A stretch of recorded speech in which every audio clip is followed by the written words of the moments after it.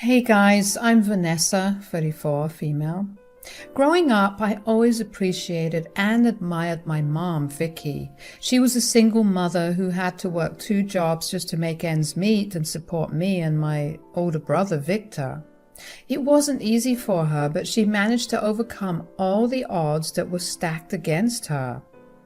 My mother was a hard worker and a strong, resilient woman. She didn't let the difficulties of life hold her back. I saw how much she was struggling and would try to help out wherever I could, even from a young age. I started doing odd jobs as early as 12, trying to lighten her load. She always appreciated my help, even though I was bringing in peanuts compared to what she was bringing home. And that made me feel like I was doing something important. Victor, on the other hand, seemed to be resentful towards our mother. He never appreciated all that she did for us, always blaming her for our less than lavish lifestyle. This would lead to countless arguments between Victor and me. I'd tell him he was being ugly and rude, but he just couldn't seem to see the sacrifices our mom was making for our sake. But my mother would always tell me not to worry about Victor. She would say that she was so grateful to have me around to help her out. It was her way of acknowledging the love and support I provided, even as a young girl. Fast forward to when Victor turned 18. He left the house, eager to escape the life we had with my mother. Tragically, this departure would have consequences that changed our world forever. You see, my mother had a terrible workplace accident due to hazardous work environment. This accident left her paralyzed, unable to work or care for herself. We lost our house, as she could no longer afford it, and I had to live with her cousin for some time.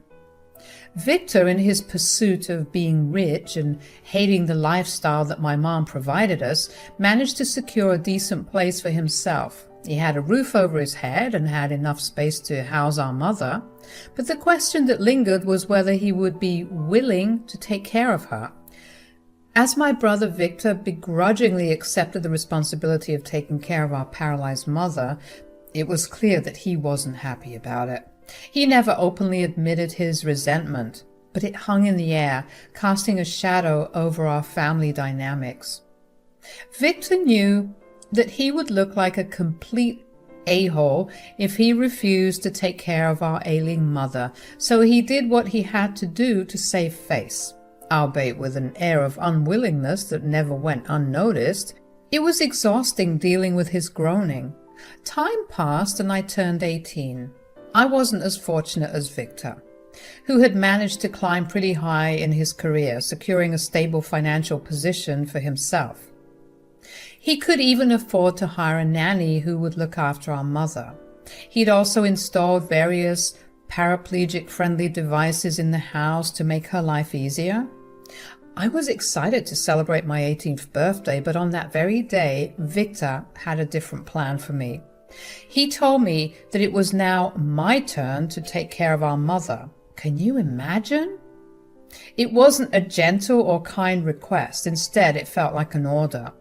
This led to a nasty argument between us, and it was long time coming because I was sick of his attitude. This fight had been brewing since we were kids. I refused to accept my brother's orders, and I questioned his sense of responsibility and compassion.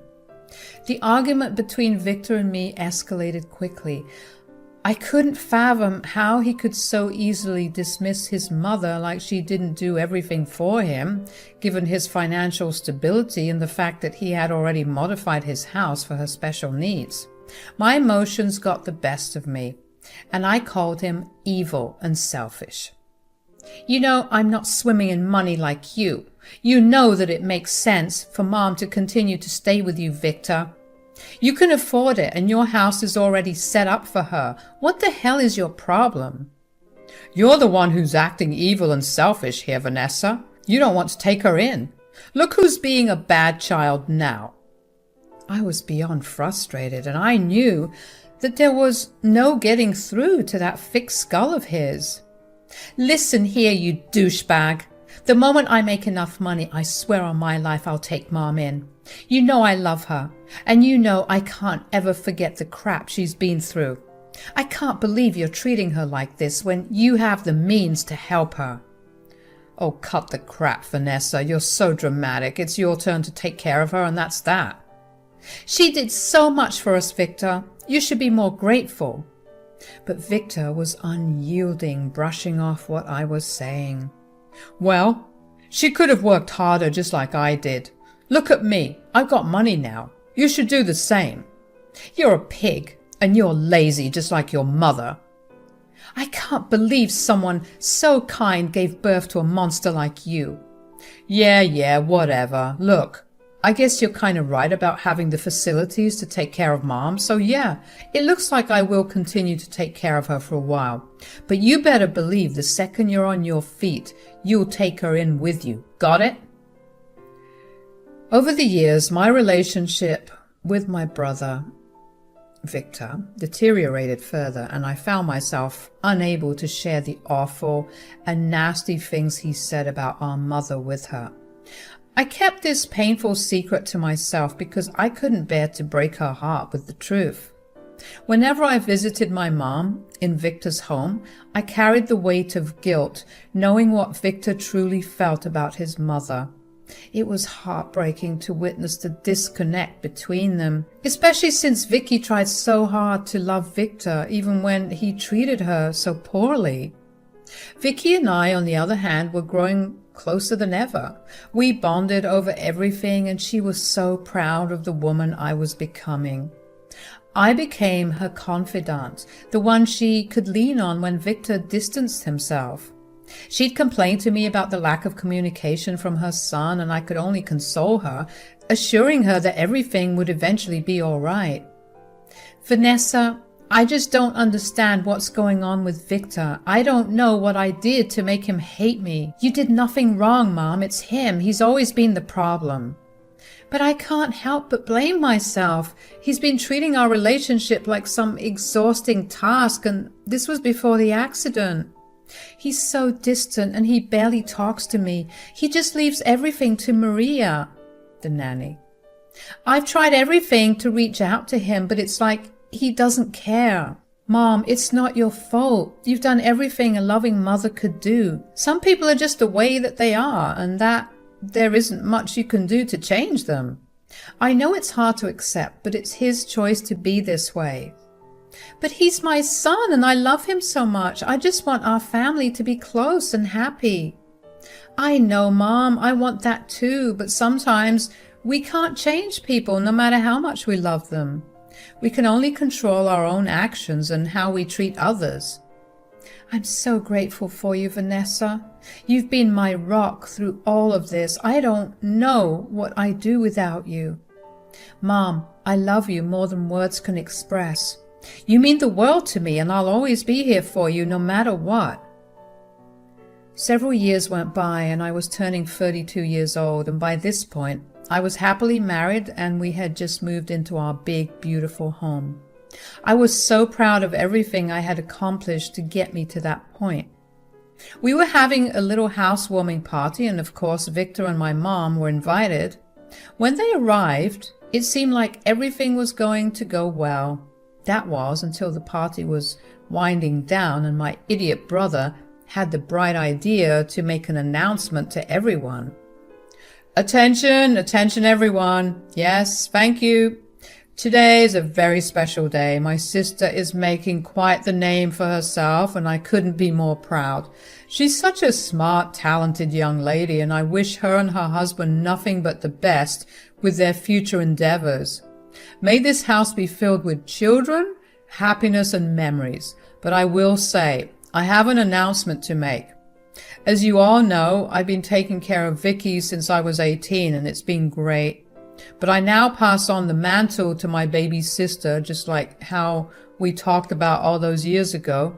It seems like you're now ready to take on this responsibility, so Hear, hear, everybody. Congrats once again, Vanessa. I was left in shock by Victor's abrupt announcement, and I wasn't the only one. Everyone was shifting uncomfortably in their seats, and my mom had to roll away and excuse herself to most likely cry in the bathroom. I obviously didn't forget our agreement. While I had always been willing to take on this role, I couldn't believe how thoughtless he had been in his approach. It felt intentional, actually, embarrassing Mom like that. There was no excuse for his poor behavior, and I was disgusted. I tried my best to do some damage control, telling our guests that they needn't worry about anything and that the party should resume as normal. I then went to check on my mother, and sure enough, she was sobbing in the bathroom, which broke my heart. I hugged her and started apologizing, telling her I was sorry for keeping this a secret from her and promising to murder Victor in his sleep. She also echoed the same sentiments I had about Victor's desire to embarrass us in front of everyone. Something was seriously wrong with that boy. He could have spoken to me privately, explained his reasons, and discussed the transition with me. Instead, he chose to make a spectacle of it in front of our mother. I jokingly asked her if she had dropped him on his head when he was a baby, and she said that she must have because there was no other explanation for this. We laughed for a bit, and after she was feeling better, we made our way back to resume the festivities.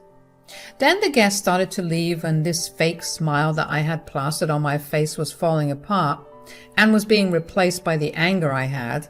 My anger flared once the last guest left, and I was ready to let all hell loose on Victor because I couldn't contain my frustration. I shouted at Victor, calling him out for his insensitivity and selfishness.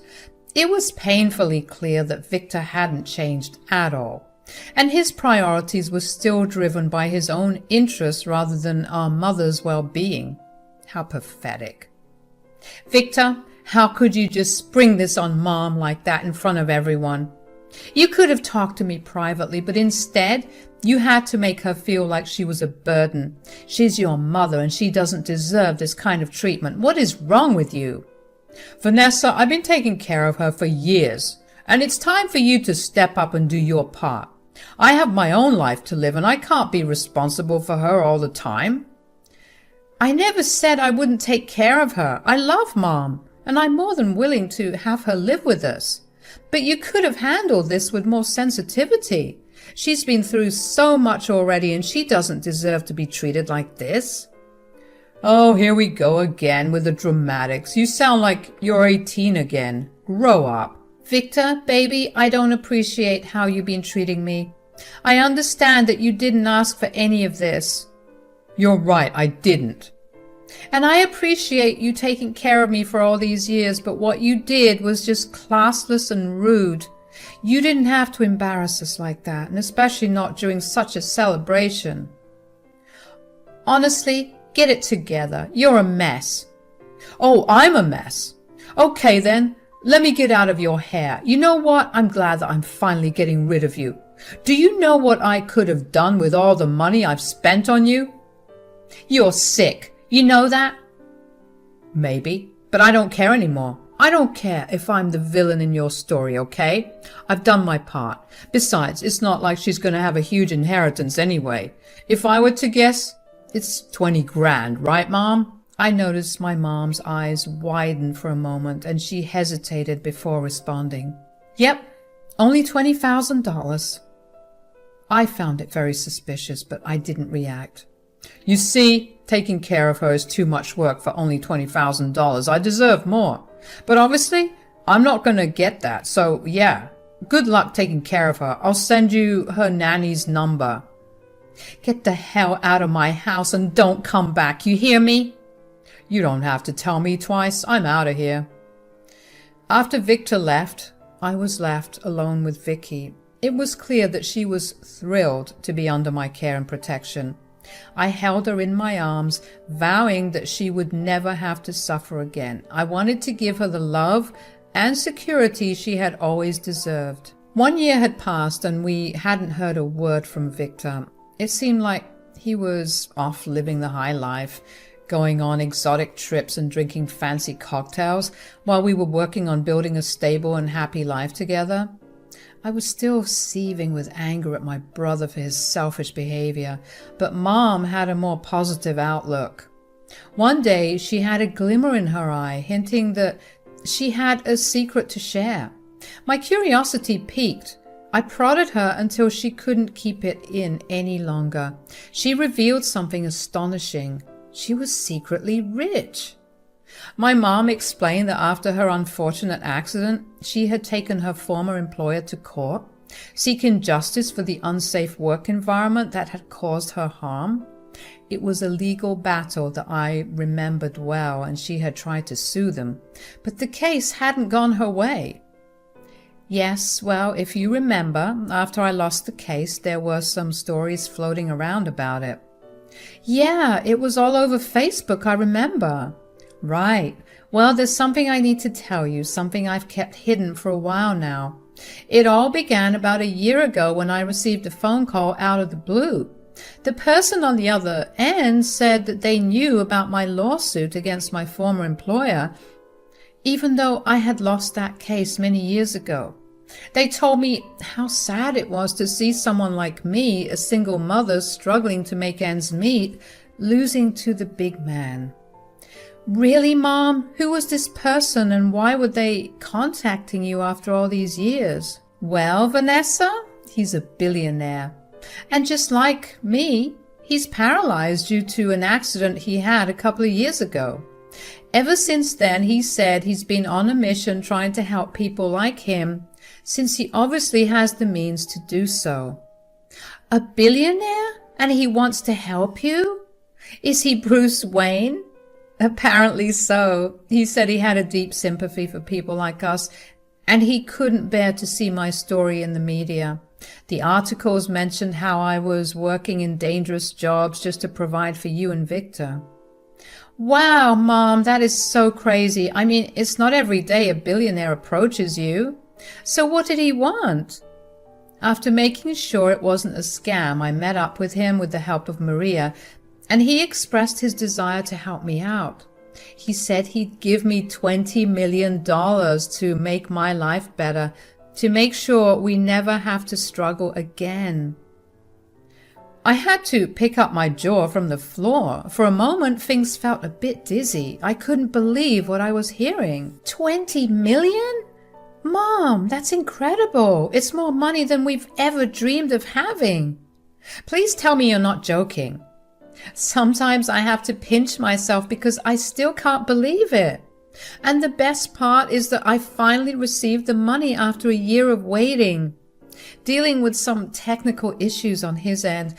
But that's why I'm telling you all of this now, because the money has finally come into my possession. And that's when I realized something. Wait a minute. Is this why you acted strange last year when Victor said that your inheritance money was only going to be $20,000? Yep. Oh my God, I knew something was up. And I'm not sorry I lied to him either. I just couldn't bear the thought of my son being a selfish gold digger only caring about himself. Honestly, Mom, he deserves it. He's treated you terribly and has basically abandoned us. I'm glad you understand, dear. I didn't want anyone to know about the money until I was sure it would be in our hands, and now that it is, I'm having second thoughts about telling him altogether. I mean, he seems to be doing just fine without it, so I don't think you should tell him. You're right. It'll be our little secret. Well, we'll make the best of this, Mom. We're going to have a wonderful life ahead of us, and Victor won't get a cent of this money. As the months passed, my mom and I had big plans to enjoy the newfound money. We talked about exotic vacations, fancy restaurants, and getting the best medical care we could afford. We envisioned creating wonderful memories together.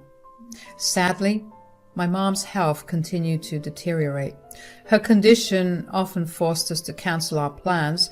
Thanks to the resources we had, we consulted numerous medical experts who all unfortunately delivered the same grim prognosis. Vicky's condition was worsening, and the future looked bleak. Another year went by, and tragically, we lost my mom. She passed away peacefully in her sleep, and I was right there beside her. The night before, I had chosen to sleep next to her because I had sensed something was wrong. I guess it's true what they say, when you know, you know. I was devastated. Grief overwhelmed me, making it hard to eat or sleep. I missed my mom terribly.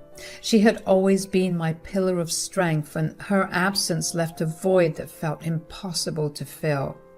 I didn't know how I was going to do it without her. Heck, to this day, I don't know how I'm getting by without her. But this next part always makes me smile on those particularly hard days, and I know she's laughing in heaven because what happened next was the greatest form of poetic justice to occur.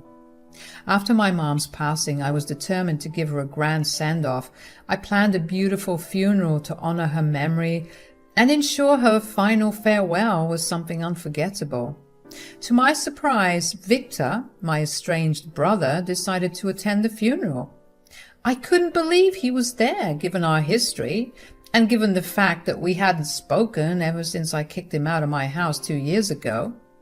In a rather shocking twist, Victor announced that he was at the funeral because he wanted his share of the inheritance. The lawyer and I exchanged puzzled glances since Victor wasn't even mentioned in the will. A lawyer took Victor and I aside to discuss the matter privately. After a brief discussion, the lawyer explained to Victor that our mother had altered her will years ago, making me the sole beneficiary of her assets. Victor's initial reaction was to laugh it off and claim our mother didn't know anything of value. I was quick to question him about his inheritance demands, if that was the case, and he shot me the evilest evil eye he could muster. Reluctantly, he admitted that he wasn't as well off as he once appeared to be. It seemed the prodigal son had fallen on hard times and was seeking to return. However, unlike the prodigal son, we weren't ready to welcome him home with gifts, rather just a reality check hit him hard. The lawyer explained that the inheritance was $20 million, bequeathed solely to me. Victor grabbed the will to see for himself, and the revelation left him utterly shocked. No one could have anticipated his next move, because that's when this grown man fainted. He hit the floor with a loud thud, and we were forced to resuscitate him. When he came to, and he said, "I had the weirdest dream. Mom gave you $20 million and left me with nothing." Hate to break it to you, buddy, but that wasn't a dream. When Victor realized this, he looked woozy all over again, and we decided to take him to the hospital. The entire ride there, he was moaning and groaning about how it wasn't fair and that he deserved that money. I couldn't help but laugh at his predicament because karma was a real B-word to him. It was quite the scene, and I couldn't help but think that my mom was up there in heaven sharing a good laugh with me.